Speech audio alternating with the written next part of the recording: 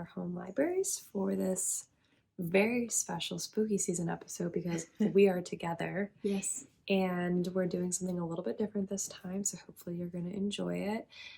So we already had 2 episodes come out so far for spooky season. We had Dr. Sleep and A Path of Thorns. Mm-hmm.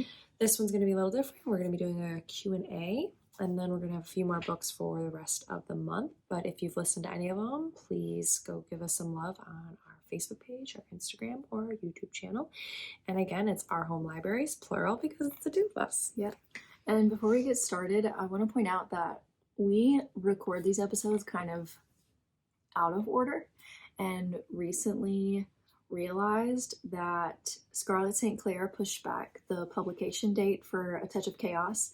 So while that was in the plans for this year, that's obviously not going to happen because she's not publishing it this year. We're going to push that to next year. Hopefully we can get to it. Hopefully she publishes it in this new date, and we'll figure something else out for that. But you have already heard us mention reading that book several times, and we now know that is not going to happen. So Out of our control. yeah, out of our control. Unfortunately, if we can control it, we would have read it a year ago, but we can't really do anything about that. Patiently or impatiently waiting is we probably the right Impatiently term. waiting. Yep. So we did post a, what do they call them? A story. A story with like a question, asking you guys to ask a question, and we got one question. So we went to Chat GPT because we all know the wonders of AI these days. And other than the one question we got on Instagram, Thank you, Christina. Chat GTP generated the rest. So there we go. My husband Bradley here out of screen is going to read the questions and we're going to answer them. Go for it. What inspired you to start Our Home Libraries podcast? And how has your journey been since its inception? I need water. So, I always had an interest in doing a podcast, and it was a few years ago I had like posted something like on Facebook to any of my friends, hey, can anyone help me like figure out how to do a podcast? Like I had a bunch of ideas of things that I wanted to do. That was my dog. She is okay. She's just being dramatic. So I had an interest in doing a podcast. Yeah. Carrie knew this. Yeah. I mean, I kind of knew, but at the same time, it was like, I just wanted someone to read books with me and like discuss books with me. And then it's about trying to find an outlet for that. So I texted Kayla one day and I was like, I kind of want to do a podcast about books. And she was like, yeah, let's do it. I'm in. Yeah. So It's kind of like a collective. well, and I feel like in sense, like we came up with the idea to do it, we've really done a good job of like balancing each other out. Like at first I was afraid to edit the podcast. So that was like a roadblock for me of doing it on my own. And Carrie had edited our first few. And then I got the confidence up and I now edit a bunch. Yeah. So I feel like we're a good team. It's nice to have a partnership. Yeah, I do feel that sometimes, and I think this is a question that comes up later from Chat GPT, or maybe it was a question from Christina. I'm not sure which one Christina did because she does the Instagram stuff. But I do feel like sometimes I pick a lot of the books and then I'm like, Kayla, I want to read this. And then Kayla's like, yeah, I'll read it. But I'm glad for that because I feel like you like curate, like you procure books for me and then I don't have to do all the research. All of a sudden I just have a good book in front of me to read. But then there are other times that we'll be stuck on something and I'm like, Kayla, what do you want to read? Just tell me what you want to read and we'll do it for the podcast. Yeah. Or instances like with ACOTAR this year where I've been pushing Kayla to read these books for like a solid year.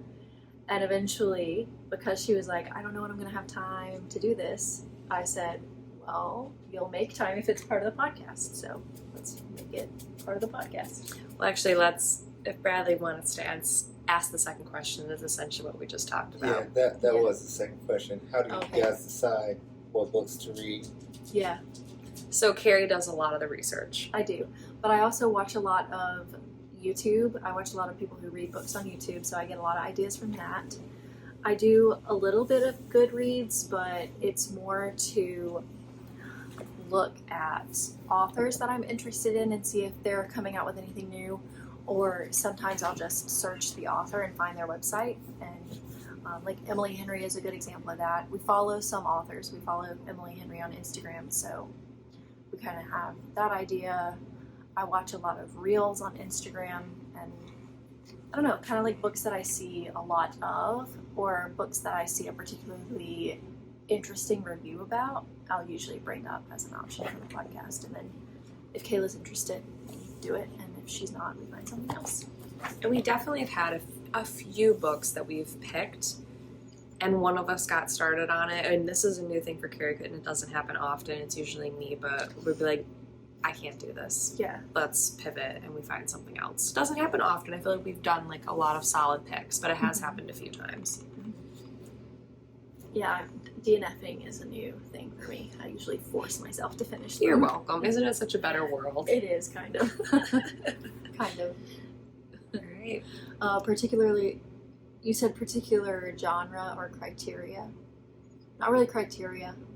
I think we're really into fantasy. Right now, that is a big favorite genre for us. And then I always do enjoy romance. Yeah. So we make sure to sprinkle that in for me. As a little spoiler for next year, we're doing a lot of fantasy because next year we've deemed Mass year.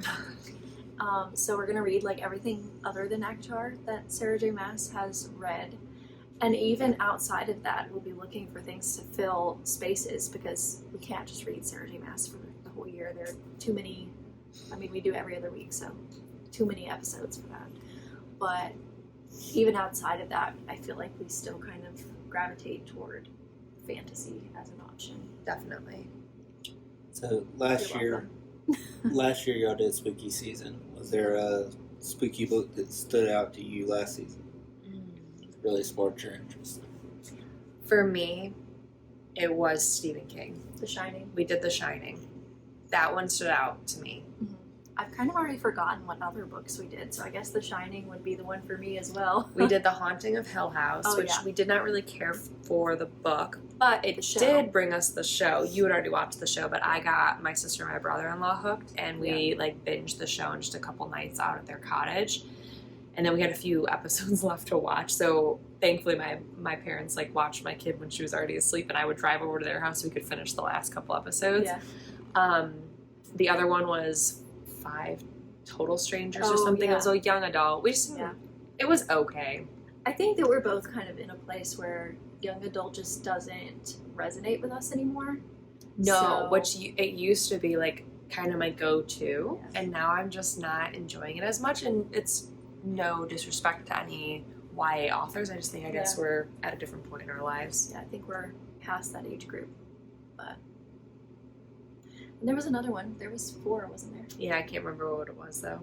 I know we talked about doing The Resting Place, which was a translated piece, but that's one that I started reading, and then I was like, this is very similar to Haunting of Hill House, and we were already kind of over Hill Yeah. House, so we picked something else, but I can't remember what it was. I'll skip over the 4th question because you guys answered that one too. Oh, did we? But to follow up, whether it was on the podcast or not, is there a spooky book that you've read that has given you nightmares in the past, regardless of if it was on the podcast? Oh, nightmares? I don't think so. But every time I read a Simone St. James book, I get paranoid before I go to bed. I've never had nightmares, but it's like I feel like I see things moving outside of our door. I can't close the door because we have cats, so they have to like be able to get in and out. But yeah, paranoia for sure. So this question was from Christina, one of our friends who interacts with us on Thanks, our page. So Christina. thank you. And for me, actually, the book that's still, Bradley's going to probably laugh at this, but we read as our first book of spooky season was Dr. Sleep, which is the second book following The Shining, and I'm still a little haunted by part of it. I thought I wasn't going to be able to finish the book. I get it 100%. That scene is graphic. It is. Yeah. So that's one that still sticks with me. And I don't have any other spooky books to bring up, regardless of, I guess, because I've never read a spooky book outside of spooky season. So I'm thankful for this, because I do like them now, but they were not something I would have read myself. I needed a push. You wouldn't just like pick it up No. any time of the year. Do you feel like spooky season is the season to read spooky books? Or Yes, I do. I kind of like the whole like vibey, like read books that fit with the season. And I just remember what the other spooky book was. I can't remember the name, but it was the one at the school where she was a witch, but like A Lesson in Vengeance. That was the other spooky book from last it. year. Because that's vibey. That's like, yeah, it is. you're at like a dark academia, like fall school setting. I like that kind of feel. Yeah. I will read Simone St. James at any point of the year, but That's just one of your favorite authors, which is she great. is, Yeah. She is, for sure. So last year and this year, during the spooky season, was there a book that stood out to you and surpassed your expectations? Yes, I'm going to repeat again, The Shining. I'd only ever read one book by Stephen King. Bradley is nodding because Stephen King is definitely, I would say, It's your one of his favorite favorites, authors. But I get it, and I am a big fan. I don't think I'll ever read it, No, me either. but that I will definitely read Stephen King. And I still think The Institute might be one of my top favorite books. And The Institute is not really scary. It's more like sci-fi Yeah. situation, like government conspiracy. So I feel like that was the gateway to Stephen King for you. So if you guys are like questioning whether spooky books are good for you, then The Institute is a really good place to start. It's like just on the edge of spooky, but there's nothing super ghosty or supernatural or anything like that. And definitely not like horror. I don't know. I guess I always had this misconception, and this was a question we have done on a previous podcast. Like, what's the difference between horror and like thriller, maybe, or something? And I always like used to think that horror was going to be like gruesome or like a lot of like blood and gore for some reason. I feel like maybe because that's how like a lot of movies are that are horror, but a lot of the books that we've read have not been that way. It just more kind of gives you like that creepy crawly feeling like up the back of your neck. Like I've mentioned before, it makes you question your own reality, whether or not this could really happen. And Stephen King is very good at so that. I was just thinking of the animals, the topiaries. Yes. Oh my god, I hate really gets you. So I like this next question. I know that y'all mentioned doing a mask theme. This says, how do you envision the future of Our Home Libraries podcast? Any exciting plans or themes on the horizon? So the big one is that we're definitely going to have a little bit more fantasy focus next year, specific to Sarah J. Maas, and the Rebecca Yarros Fourth Wing, the second book. Iron Flame will So be next year. Both of those are big fantasy. So I think that is, for book-wise, what we're looking towards. But we have a new idea, too. We want to put out, like, book club guides, like a book club kit. Yeah. So we've put together some, and next year I think we're going to launch them. So that way it'll be like a digital download. Inexpensive is the goal. Yeah. But so that way then it has, like, a good summary for you, good discussion questions that we're going to curate, and character analyses, and then like maybe some sort of game, because I know I'm part of, sometimes I attend a book club in my neighborhood, and they've done a few things where they'll try to do some sort of game, but it is really hard to come up with ideas yourself. So we're hoping to take some of that off the plate for people, so then you can just have a really easy, enjoyable book club. Yeah. And I feel like this really, I mean, it came about because we were looking for a way to make money, because we don't get enough listeners to, it'd be great if we could earn enough to pay for the podcast. You know what I mean? Because we pay monthly to host it. It's definitely a hobby. Yeah. So we do pay. So, you know, it'd be great if we could like cover that cost. Which is not a lot. We don't have to just make profit. Yeah, we just want Anyway, a little bit.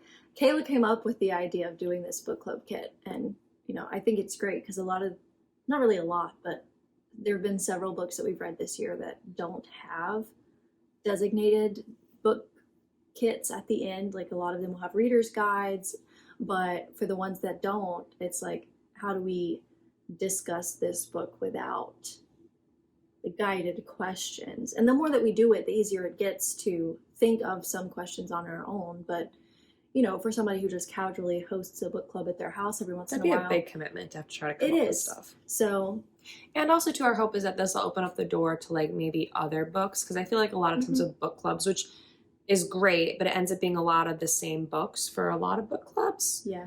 because they're the popular books, which of course, and we're reading a bunch of popular books, but maybe this will give a few more options for people.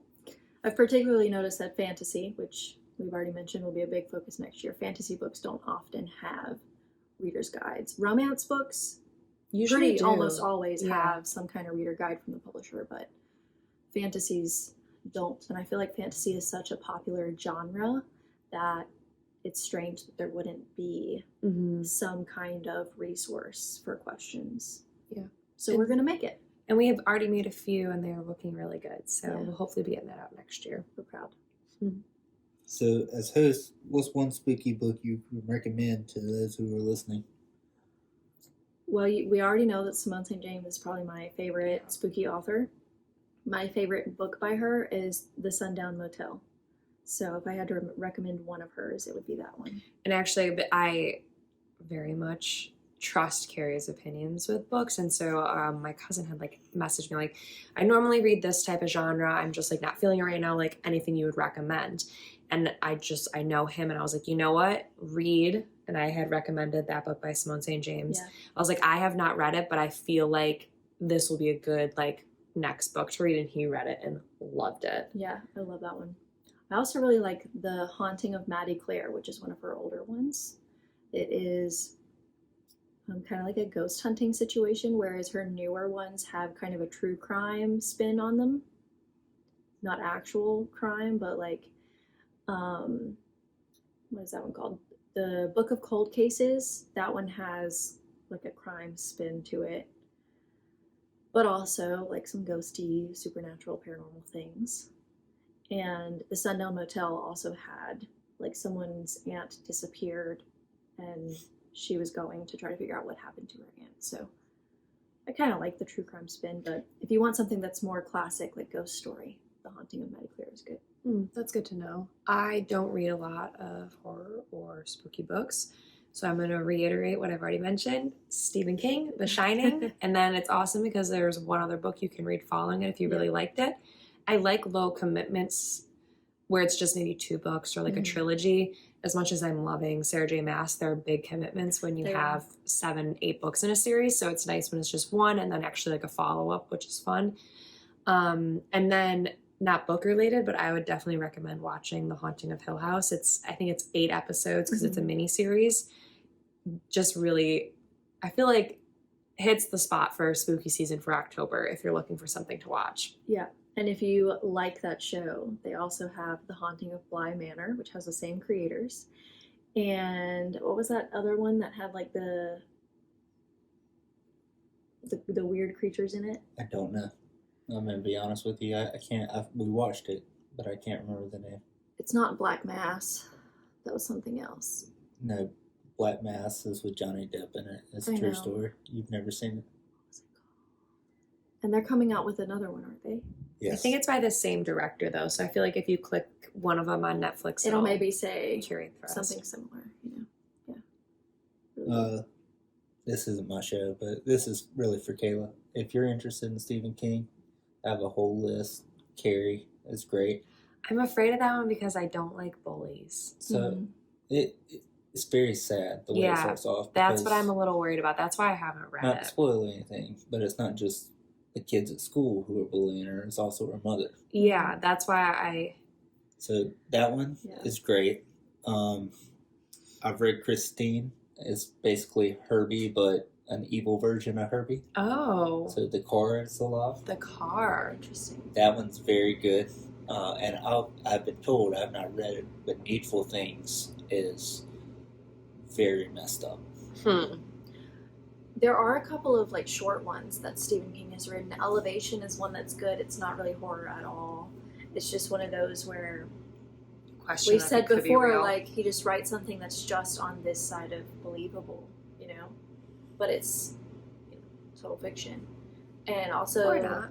one of his that is horror is The Mist. That one is a shorter option. His are pretty lengthy, so they're just good to have shorter options. So there is a second part to this question. It was asking about teasers. Is there any teasers for any upcoming episodes that y'all are doing for spooky season? Yeah, so we have the next one, which we'll get to at the end, is going to be The Library of the Dead. And then we're doing a short story by Simone St. James. It's Yes. like 100 pages maybe. Mhm. It's called Ghost 19. Yeah. That one actually we have already started it. It has been very good, and I think Yeah. that'll be a really good episode. And it's really nice to have a short book sometimes. Yeah. It's hard to commit. Like, The Shining is really long. It is. Doctor Sleep is pretty long too, and so sometimes it's nice just to have like a quick little 100-page one. Yeah. So that one is coming up and should be really good. And if you want a couple spoilers for spooky season next year, we're going to do Just Like Home by Sarah Gailey, which technically is a backlist book by the time we read it, but that one. And we're also talking about doing another Simone St. James because she's coming out with a new book in March of next year, and we'll probably read that for spooky season. But other than that, I don't think we've settled on our complete list for next year. No. But just some stuff that will hopefully be coming up. So this says fall is associated with cozy vibes and changing leaves. What are some of your favorite fall activities or traditions that you look forward to? And here, I'll take over this one. Football. 100%, I do agree with that. I love Sunday football, making chili, hanging out at the house.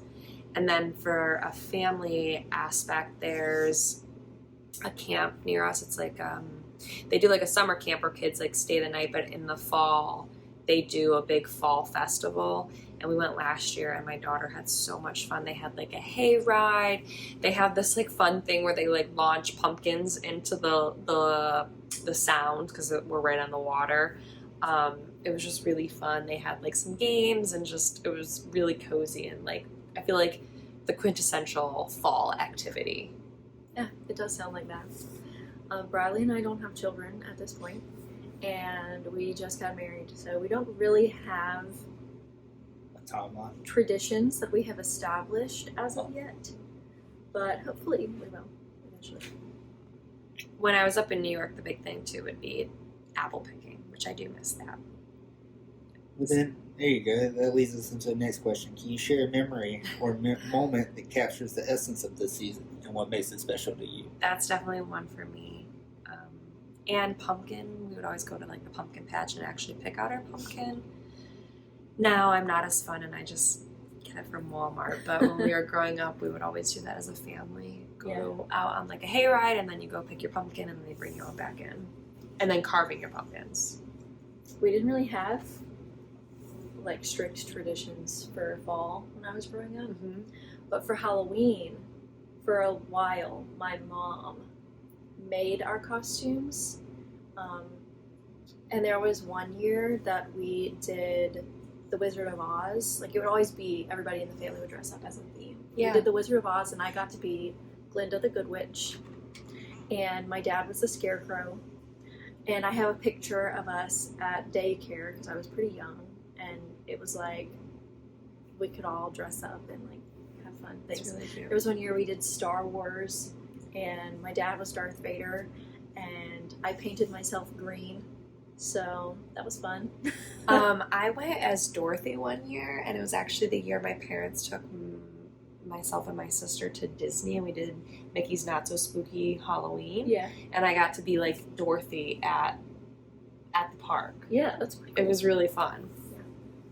So those are some of our, I guess, good do- fall memories. I do have a question. How come y'all don't do like a 4th of July theme where it's a lot more patriotic? We kind of did this year, actually, Bradley. Really? So we did red, white, and royal blue. I saw Gary reading that book. Which actually came out on July 4th this year, I think, because July 4th was a Tuesday, if I'm not Yes. mistaken. Yeah. And that book followed the President of the United States' son. Has a little something going on with the Prince of England. It was a very fun romance, and it's now a movie Yeah, on Amazon Prime, which was super cute. I mean, that book's not really patriotic in the sense that like reading about history would be, but I would disagree though, because it definitely they put a lot of like history about like the presidents mixed into the book. They didn't show it in the show, but in the book they were like quoting like Oh yeah, lots of American.